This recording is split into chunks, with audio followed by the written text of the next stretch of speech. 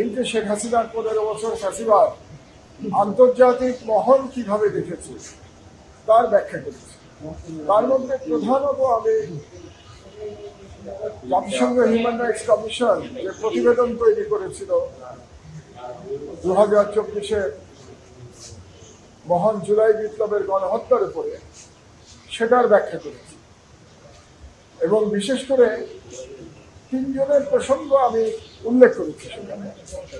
একজন হলেন ওবায়দুল কাদের। ওবায়দুল কাদের বলেছিলেন দেখা মাত্র গুলির নির্দেশ দেওয়া হয়েছে, এটা জাতিসংঘের রিপোর্টে আছে, আমি সেটা উল্লেখ করেছি। কাজেই কমান্ড রেসপন্সিবিলিটিতে ওবায়দুল কাদের এখানে গণহত্যার জন্য অপরাধী হয়ে যান, কারণ তিনি নির্দেশ বলেছিলেন দেখা মাত্র গুলির নির্দেশ দেওয়া হয়েছে। আর আসাদুজ্জামান খান কামাল যিনি স্বরাষ্ট্রমন্ত্রী ছিলেন, তিনি নির্দেশ দিয়েছিলেন প্রাণঘাতী অস্ত্র ব্যবহার করবার জন্য, এবং প্রতিদিন তার বাড়িতে কোর কমিটির মিটিং হতো। যে কোর কমিটির মিটিংয়ে পুলিশের আইজি, যিনি এই মামলার আসামি এবং রাজসাক্ষী আব্দুল্লাহ মামুন এবং অন্যান্য আইন শৃঙ্খলা বাহিনীর প্রধানগণ এবং গোয়েন্দারা, সরকারের বিভিন্ন গোয়েন্দারা উপস্থিত থাকতেন এবং তারা প্রতিদিন সিদ্ধান্ত নিতেন যে পরের দিন কিভাবে গণহত্যা চালানো হবে। সেই বর্ণনা আমি দিয়েছি। আর সর্বোপরি শেখ হাসিনা নিজে বলেছিলেন যে যারা আন্দোলনের নেতৃত্ব দিচ্ছে তাদেরকে হত্যা করো এবং তাদের লাশ গুম করো। কতটা ভয়াবহ একজন সরকার প্রধান হতে পারে যে সে সন্তান তুল্য ছাত্রদের কথা বলছে হত্যা করবার জন্য এবং তাদের লাশ গুম করবার জন্য। আমার খুব অবাক লাগে এখন যখন কাউকে বলতে শুনি যে আগেই ভালো ছিল।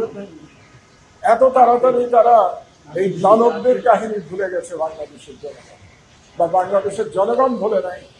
বাংলাদেশের যারা সুবিধা পাচ্ছে না বর্তমান সরকারের আমলে, ব্যক্তিগত সুবিধা পাচ্ছে না, তারাই বলছে এবং পতিত ফ্যাসিবাদের দালালরা বলছে যে আগেই ভালো ছিল, যেখানে শেখ হাসিনা বলেছিলেন হত্যা করে লাশ গুম করে ফেলতে। এবং আজকে এবং আরো একটা কথা আমি বলেছি শেখ হাসিনা সম্পর্কে বলা আছে সেই তদন্ত রিপোর্টে জাতিসংঘে, যে পুলিশের একজন ডিআইজি পর্যন্ত তিনি নিজে নিয়োগ দিতেন, অর্থাৎ তার নিজের চেনা খুনিদের তিনি নিয়োগ দিতেন পুলিশে, সেনাবাহিনীতে, র্যাবে, সর্বোচ্চ। এভাবেই তিনি বাংলাদেশে ফ্যাসিবাদ কায়েম করেছেন এবং সারা বিশ্বে এটা এখন প্রমাণিত হয়ে গেছে যে বাংলাদেশ একটা ফ্যাসিস্ট রাষ্ট্র ছিল এবং শেখ হাসিনা একটা ফ্যাসিস্ট প্রধানমন্ত্রী ছিলেন, যিনি ভারতের নির্দেশে কাজ করেছেন, বাংলাদেশকে একটি উপনিবেশে পরিণত করেছিলেন। তিনি ভারত থেকে 1981 সালে বাংলাদেশে এসেছিলেন এবং বাংলাদেশের সম্পূর্ণ রাষ্ট্র ব্যবস্থা ধ্বংস করে দিয়ে 2024 সালে আবার সেই ভারতেই পালিয়ে গেছে। আর আমি আর একটা কথা আজকে খুব জোরের সাথে বলেছি যে মায়ের বুক খালি হয়েছে, যে পিতা সন্তান হারিয়েছেন, তারা এই ট্রাইব্যুনাল দিকে তাকিয়ে আছে। তারা রিভেঞ্জের জন্য তাকিয়ে নাই, তারা ন্যায় বিচারের জন্য তাকিয়ে আছে, যাতে করে এমন ন্যায় বিচার প্রতিষ্ঠিত হয় এখানে, সেই ন্যায় বিচারের মাধ্যমে বাংলাদেশে আর কখনো কোনো ফ্যাসিস্ট শাসক ফিরে আসার পথ রুদ্ধ হয়ে যায়। এবং আমি আমার বক্তব্যের শেষে জানিয়েছি যে বাংলাদেশের একজন সচেতন নাগরিক হিসেবে এবং একজন বর্ষিয়ান নাগরিক হিসেবে আমি ট্রাইব্যুনালকে সাহায্য করতে এসেছি, সহায়তা করতে এসেছি। 15 বছর ধরে আমি যে ফ্যাসিবাদকে দেখেছি তার বিশ্লেষণ দিয়ে আমি সহায়তা করছি ট্রাইব্যুনালকে, যাতে তারা ন্যায় বিচার করতে পারে। আমি খুব কৃতজ্ঞ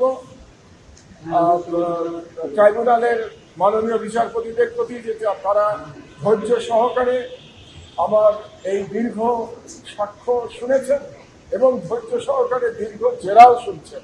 এবং আমি ডিফেন্স লয়ারকেও কনগ্রাচুলেট করছি যে তিনি খুবই প্রফেশনালিজমের সাথে তিনি আমাকে জেরা করছেন এবং তাতে আমার এই বয়সে একটু কষ্ট হচ্ছে।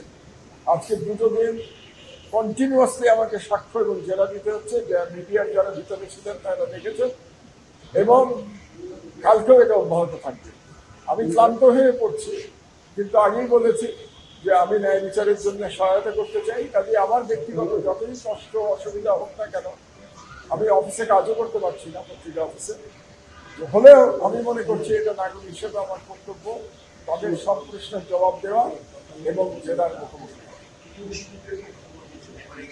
জি, আমি যেটা বলেছি যে দ্বিতীয় বিশ্বযুদ্ধে আমাদের মনে আছে যে হিটলার তার দেশে কমিউনিস্ট এবং ইহুদিদের গণহত্যা চালানোর জন্য তার গণহত্যা চালিয়েছিল, এবং চালানোর পরে যখন সারা পৃথিবী জানতে পারলো যে সেই দেশে কি ধরনের জুলুম চালানো হয়েছে, কিভাবে গণহত্যা চালানো হয়েছে, কয়েক মিলিয়ন জার্মান নাগরিককে হত্যা করা হয়েছে, তখন সারা পৃথিবী বলেছিল যে আর যেন কখনো এরকম দানবের আগমন না ঘটে। নেভার এগেইন বলার কথাটাই ছিল এই ধরনের গণহত্যা আর যেন কখনো না হয়। তো আমি সেই প্রেক্ষাপটে বাংলাদেশে বলেছি যে শেখ হাসিনাও একজন ছোটখাটো হিটলার ছিলেন, হিটলারের মতো ক্ষমতা তার ছিল না, কিন্তু মানসিকতায় তিনি হিটলারকে ছাড়িয়ে গিয়েছিলেন। হিটলার কোনোদিন বলে নাই হত্যা করো এবং লাশ গুম করে ফেলো।